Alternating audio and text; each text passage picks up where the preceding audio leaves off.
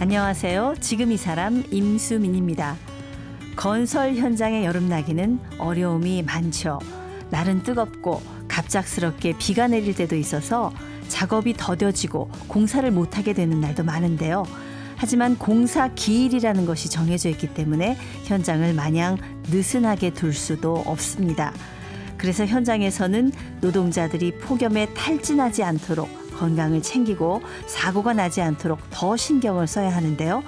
이런 현장에서 중요한 역할을 하는 것이 경험 많은 노련한 근로자들입니다. 건축기사 김승경 씨는 건설 현장에서 28년을 일하는 동안 현장밥을 먹으며 일해온 분들의 지혜 덕분에 현장 소통이 되고 위험 요소도 줄일 수 있었다고 합니다. 우리가 몰랐던 긴장된 건설 현장 이야기 김승경 씨와 나눠봅니다.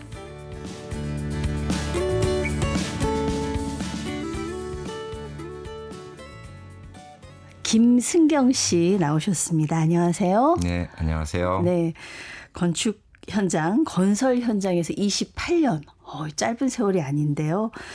그 28년의 세월을 현장에서 보내셨다 그러는데 500명, 1000명씩 일하는 그런 현장에 계셨던 거죠? 그렇죠. 네네. 저희가 통상적으로 이제 아파트 기준하면 이제 500세대, 1000세대 이 정도 기준이 되는데요. 네. 이제 1000세대 정도 기준이 되면은 저희가 이제 근로자분이 이제 다 똑같은 근로자분은 아니고 이제 공정별로 나눠져 있습니다. 이제 토공사라든지 골조공사, 또 미장을 하시는 분, 조적하시는 분들. 네.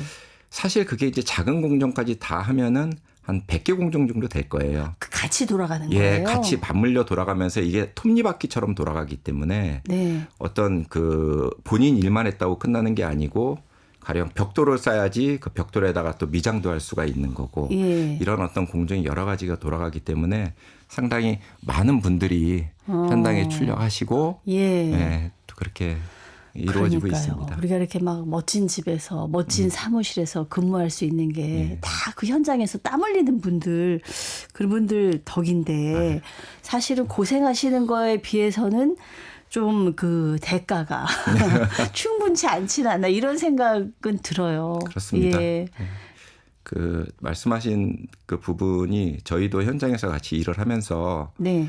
어떻게 보면은 저보고 가장 안타까운 부분을 좀 뽑으라고 그러면은 그런 부분이 있을 겁니다. 예. 왜냐면은 주로 이제 일용직으로 이제 하루 와서 하루 버시는 분도 있지만은 또 어떤 분은 어떤 업무의 량, 생산량을 해야지만 그만한 또 벌이를 해가시는 분들이 대부분이거든요. 아, 그러면 뭐 오늘 아파트 하나를 짓는데 그 한 호에 뭐를 도배를 완성을 시켜야 그만큼의 그 임금을 받고 이런 또 시스템이 있나 보죠. 예, 그런 분도 있습니다. 그래서 가령 이제 아침에 나와서 일을 하려고 했는데 비가 많이 온다든지 네. 갑자기 예보에 없던 예. 또 눈이 와서 안전상으로 또 위험하다 그러면 작업을 할 수가 없는 입장이거든요. 그런 분들은 이제 아침에 오셨다가 그런 상황이 되면은 다시 집으로 가셔야 되니까. 그 속된 말로 이제 공친다고 하잖아요. 그렇죠. 이런 표현이 좀 그렇습니다만 현장 용어로 그렇죠. 그렇죠. 예. 이제 어떻게 공치고 이제 근데 저희는 그 뒷모습을 보면서 좀 안타깝다고 말씀드릴 수가 네. 있죠. 28년 동안 현장에 주로 어떤 파트에서 일을 하신 거죠? 저는 그 이제 신입사원으로 건설회사에 입사를 했고요. 네. 건설회사는 크게 이제 수주 업무하고 이제 시공 업무가 있습니다. 예. 근데 저는 이제 시공 업무를 맡았고 그러다 보니까 건설 현장에 이제 투입을 했고요. 네. 이제 시공 중에서도 저는 이제 건축을 했기 때문에 이제 건축 기사로서 그래서 건축 기사, 뭐 건축 대리, 공사과장, 공사팀장, 현장소장 예. 이렇게 이제 어떻게 보면은 야전사령관이라고 부르거든요. 뭐 소장, 현장 소장 하셨으면 사실 그 분야에서는 꽃이잖아요. 그렇죠? 그렇죠. 예, 예. 그렇군요. 총 책임자니까. 예. 아, 근데 사실 건설회사 입사해서 현장 투입돼서 처음에 굉장히 고되셨을 것 같아요. 근데 어느 순간 이 현장의 매력에 빠졌다라고 하시던데 어떤 매력이 있는 건가요? 뭐 먼지 풀풀 날리고 무지 힘든 곳이잖아요. 그 입사라는 게 어떻게 취직을 한다는 게 처음에는 간절함이 있었지만은 예. 이제 1년 차, 2년 차, 3년 차 지나다 보면은 한편 또 매너리즘이 또 오거든요. 예. 이제 그러던 어느 날인데 과연 또 이제 혼자 생각하는 거죠. 참 이 직업이 나하고 맞냐 안 맞냐 여러 가지 괜히 이제 고민을 하고 그러던 어느 날 이제 새벽에 출근하는데 어떤 근로자분들의 그 새벽에 망치 소리가 들렸어요. 어디선가 땅땅땅 하는 형틀 거푸집을 설치하면은 그 다음에 이제 오후에 철근을 배근할 수 있는 예. 이제 철근 분들이 이제 대기하고 있었거든요. 그러니까 그 망치 소리를 들으니까 제가 그동안 갖고 있었던 어떤 그 저만의 어떤 고민이라든지 어떤 이런 부분들이 아무것도 아니더라고요. 그리고 너무 제가 사치스러운 고민을 한 게 아니었던가. 그리고 그 근로자분들의 어떤 그 손길에 이루어지는 공정이 진행되면서 나중에 준공까지 네. 준공하고 이제 입주자분들을 이렇게 받았을 때 어떤 그런 기쁨은 뭐라고 표현할 수가 없겠죠. 네. 어떤 그런 부분이 이제 기본이 돼서 지금까지 저를 현장에 있게끔 해준 것 같습니다. 현장에 계신 분들이 술 많이 드시던데 혹시 소장님은 지금은 이제 소장이 아니시죠? 예, 네. 예. 하지만 이게 소장님이라고 부르는 게 왠지 편할 것 같아서. 예. 예. 소장님은 어떠신지요? 이런 거였던 것 같습니다. 저희가 이제 어떤 이제 하루의 정량이 저희는 좀 정해져 있던 것 같아요. 예, 예. 백일동의 15층 바닥을 콘크리트 타설 하는 날, 그러면 정확히 레미콘차가 한 50대 정도 들어와서 깔끔하게 부끄럼 깨끗하게 저희가 이제 어떻게 보면 비닐 양생까지 또 이렇게 하고 그게 이제 업무의 끝이거든요. 뿌듯하겠네요. 뭔가 마무리를 하고 나면. 예. 근데 저희가 이제 갖고 있는 특성이 제가 하는 일이 건축기사 하는 일이 건축 대리라든지 공사과장 또 현장에서 하는 목표하는 거를 공유하고 있었던 거예요. 예. 예, 다 공유하고 있다 보니까 제가 일을 끝냈지만은 그건 어떻게 보면은 현장에서는 현장 소장님이 해야 될 일이 끝난 거고 대신 이제 저를 통해서 이제 이게 끝난 거거든요. 예. 그래서 이제 참 수고했다. 예. 자, 우리 저녁 때 오늘 흙먼지 많이 마셨으니까 우리 가서 삼겹살에 그렇죠. 소주 한잔 이렇게 격려를 많이 받았던 것 같아요. 먼지를 쫙 훑어내야 되죠. 예. 또 안 좋은 일이 있으면은 가령 이제 협력사가 또 서로 간에 아니면 협력사와 직원 간에 또 문제가 있으면은 그분들 독려하고 또 직원들 독려하기 위해서는 그래서 아마 좀 이 술 문화가 좀 이해가 되는 게 일이 힘들어서도 그렇기도 하지만 또 여러 군데와 같이 협업을 하다 보니까 어떤 서로 간의 갈등을 좀 풀어야 되고 이런 일들도 그렇습니다. 많이 필요하지 않을까 이런 생각이 듭니다. 이런 건설 현장의 경험을 담아서 이 책을 내셨네요. 나는 타워 크레인이다. 처음엔 타워 크레인 기사님인 줄 알았어요. 이제 현장에서 저희가 가장 많이 쳐다본다고 할까요? 네. 옆에 있는 동료 이상으로 쳐다보는 것이 타워 크레인이 아닌가 싶습니다. 네, 타워 크레인이 많이 움직여서 생산성을 많이 내면은 그만큼 어떤 공정도 좀 빨라지고요. 또 공정이 빨라지면서 어떤 목표를 이렇게 달성해 나갈 수가 있는데 어떤 비바람이 분다든지 또 태풍이 온다든지 또 그러면 타워 크레인은 멈춥니다. 멈추면은 그 멈춘 동안은 어떻게 보면 현장의 생산성이라고는 거의 없거든요. 그러면은 그 타워 크레인을 통해서 이제 무거운 자재라든가 이런 것들을 다 막 높은 층으로 옮기고 그렇게 하는 거죠. 타워 크레인의 그렇습니다. 역할이라는 것이. 거기 올라가신 분들은 뭐 화장실도 좀 못 가신다 그러던데 맞습니까? 그렇죠. 그래서 굉장히 어려운 그 환경에 있으시고요. 예. 네, 그래서 저희가 이제 그 하루 세 끼지만은 또 참 시간이라고 있어요.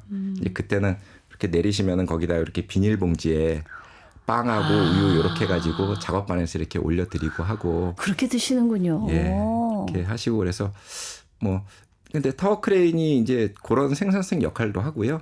또 밤에 보면은 또 우두커니 현장에 아무도 없을 때 깜깜한 밤에도 타워 크레인은 그대로 서 있거든요. 네, 네. 네. 그래서 그런 부분을 보면은 왠지 제 인생하고도 그리고 어느 정도 이제 일이 되고 준공을 좀 7, 8개월 정도 앞두고 있으면은 그렇게 모진 일을 하고 했지만은 소리 소문 없이 사라집니다.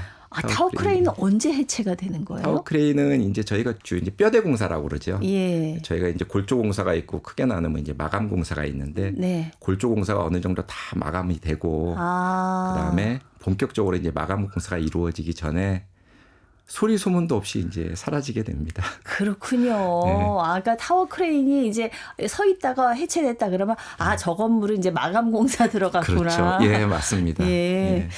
아, 그렇군요. 이 건설 현장에 오래 계셨으니까 이게 보이지 않는 위대한 손들이 굉장히 많다고 합니다. 네. 정말 우리가 장인이라고 할 수 있는 숭늉공들 많이 만나보셨을 것 같은데 좀 어떤 분들인지 소개를 좀 해주실까요? 저는 가장 기억에 남는다고 그러면은 저희가 맨 마지막 공정이라고 할 수 있는 조경공사가 있습니다. 네. 사실 그때 저희가 보는 게 마치 저희 이제 어머니나 할머니를 보는 듯한 좀 느낌을 받는 근로자분들이 계세요. 네. 그러니까 제가 이제 제 책에는 그 원더 할멍스라는 이제 표현을 좀 썼는데, 예. 할머니들이세요? 혹시? 예, 완전히 할머니는 아니시고요. 예. 예, 저희가 이제 그 할머니들이라고 표현을 했지만은 저희가 일반적으로 이제 농촌 가면은 볼 수 있는 이렇게 비슷한 복장을 하시고 예. 또 몸빼바지 입으시고 예. 또 엉덩이에는 또 그 스티로포를 이렇게 그쵸. 앉았다가 이렇게 편하게 하시려고. 뭐 이동식 의자. 맞습니다. 네. 예.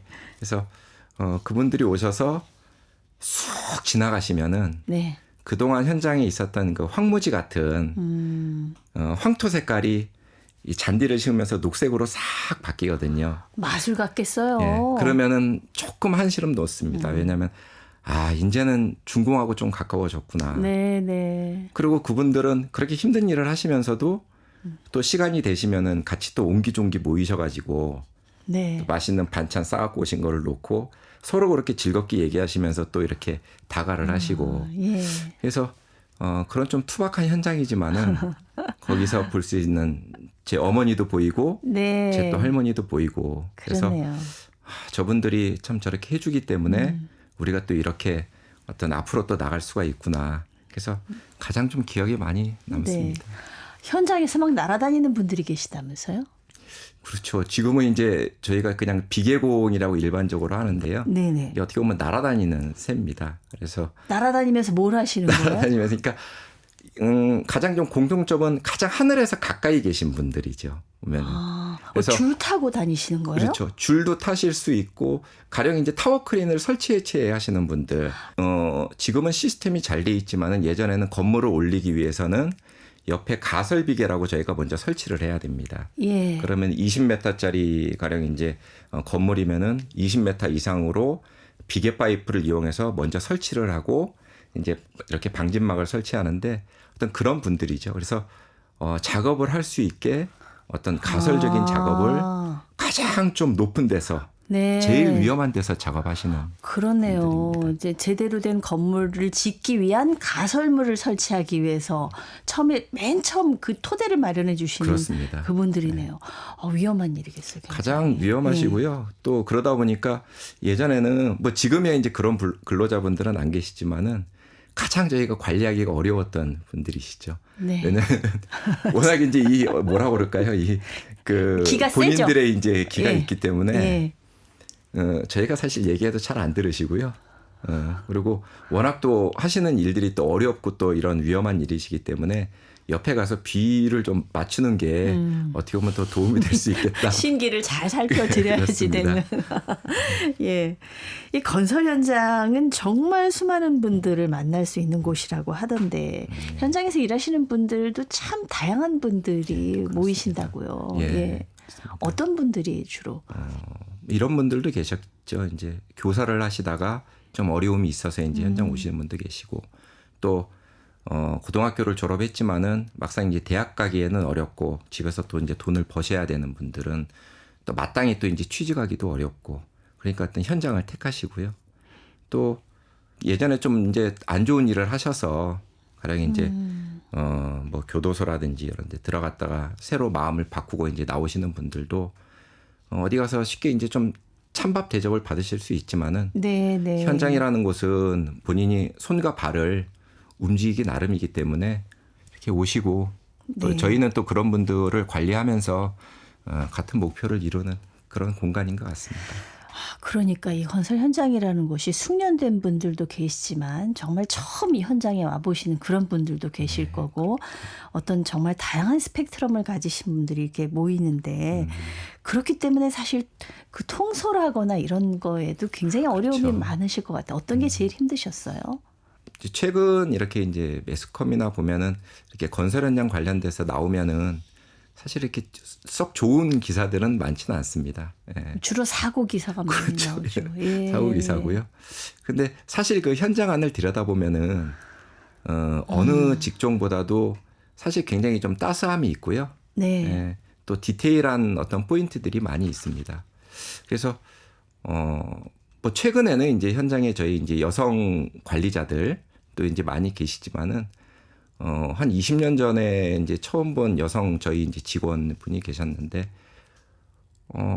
저희는 왠지 이제 그 남성들은 군대 문화 어떤 이런 게 있기 때문에 원리 원칙대로 좀 처리를 하려고 그러고 또 원리 원칙대로 하다 보면은 근로자분들하고 많이 좀 마찰도 생기거든요. 네. 근데 그 우리 여성 직원분은 이상하게 그분이 뭘 하면은 이렇게 그 근로자분들이 잘 따르고 뭐 특별한 너무 이렇게 순한 양처럼 그래서 왜 그런가 하고 가만히 보니까 저희는 이런 거죠.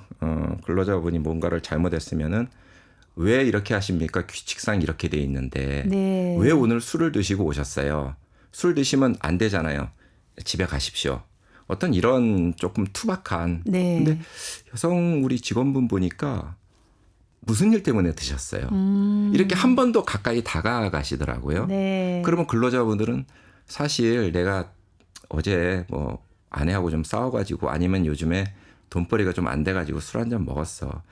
그래도 술을 드시고 이렇게 일하시다가 사고라도 나시면은 아니 싸울 만한 그 사모님도 얼굴도 못 보시고 어떻게 하시려고 그래요. 이제 이런 식의 접근법이었어요. 좀 더 인간적인 접근법이네요. 그렇죠. 예. 그래서 외부에서 보면 투박하긴 하지만은 그런 어떤 관리적인 포인트는 굉장히 디테일하고 또 이렇게 다가서는 그렇게 인간적으로 좀 호소하시는 분들이 좀 기억에 많이 남습니다. 사실 건설 현장 공기대로 튼튼하게 짓는 것도 중요한데 뭐니 해도 제일 중요한 게 안전 아니겠어요. 그런데 큰 현장은 그 사고를 피하기가 참 쉽지가 않다고 그러더라고요. 저희 가족 중에도 사실 이 소장 출신이 계셔서 제가 이 인사사고나 이런 거 났을 때 얼마나 힘들고 괴로운 일인지를 지켜본 적이 있거든요. 이런 경험이 있으시죠? 저는 그 두 가지 경험을 가지고 있고요. 네. 제가 나는 타워 크레인이다를 쓰게 된 가장 큰 모티브였습니다. 이 책에는 이제 제가 세 가지 내용으로 그 박반장님이라고 좀 묘사를 했어요. 네, 네. 그 기사 시절 때 잘 모르는 시절 때 타워 크레인 설치를 하는데 타워 크레인 요 설치하는 방향이 굉장히 중요하거든요.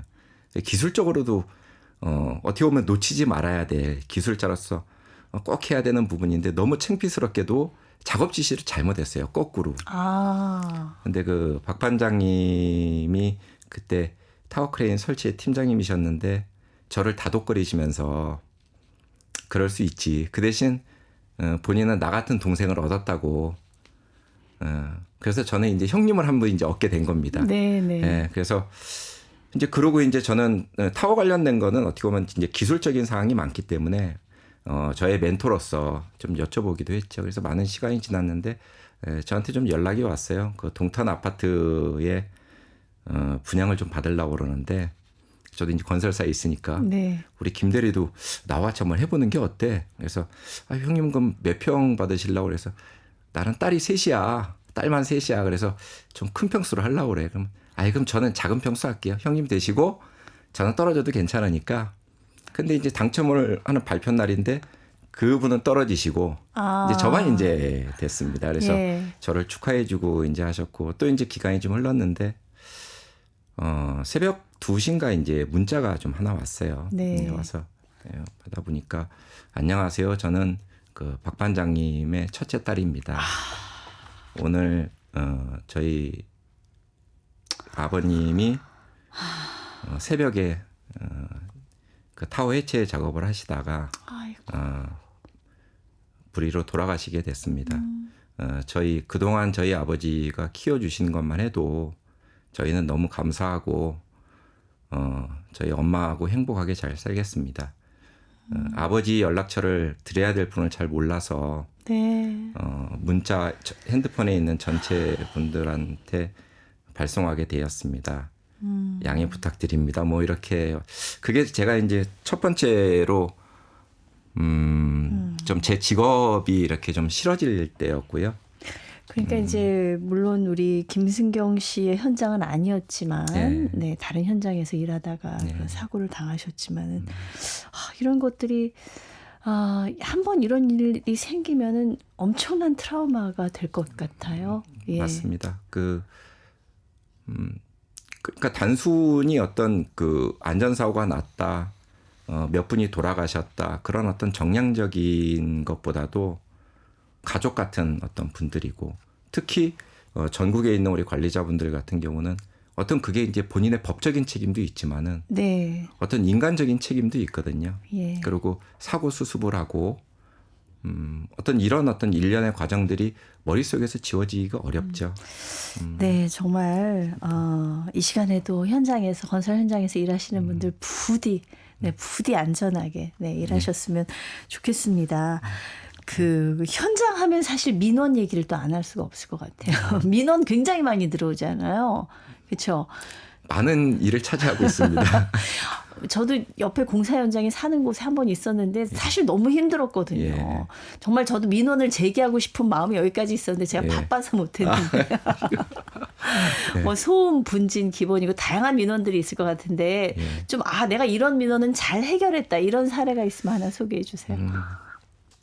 아침 8시 반 되면은 우리 그 민원인 분이신데 물론 조금 소음은 있지만은 그렇게 민원을 거실 만한 건 아닌 것 같은데 항상 그 세파트 큰 키우시는 개가 있어요. 네. 와서 현장 앞을 무조건 막으시고요. 예. 그럼 뭐 그냥 오고 가는 차량부터 그냥 난리가 납니다. 그러면 저희는 이제 우리 경찰 분들을 또 이제 그러면 또 업무 방해라든지 이러면 또 이제 바로 빠져가 또 가시고 되게 그래서 도저히 안 되겠다 싶어갖고 저희가 이제 좀 음료수하고 사가지고 그 이제 집을 알아보고 이제 집을 갔거든요. 예. 근데 아이나 다를까 이제 그분하고 그 세파트가 이제 일을 드러내고 하여튼 옆에도 못 오게 이렇게 하고 그러는데 조용하게 이렇게 누군가 나오시는데 그 사모님이신 것 같아요. 예. 그래서 사모님이 이제 와서 저희가 이제 이런 얘기를 하고 그러는데 요렇게 이제 그 사장님하고 요렇게 쳐다보고 계시더라고 우리 얘기하는 거를. 근데 사모님이 들어가 있어 이렇게 이제 그 말씀을 하는 거예요. 그 사장님한테.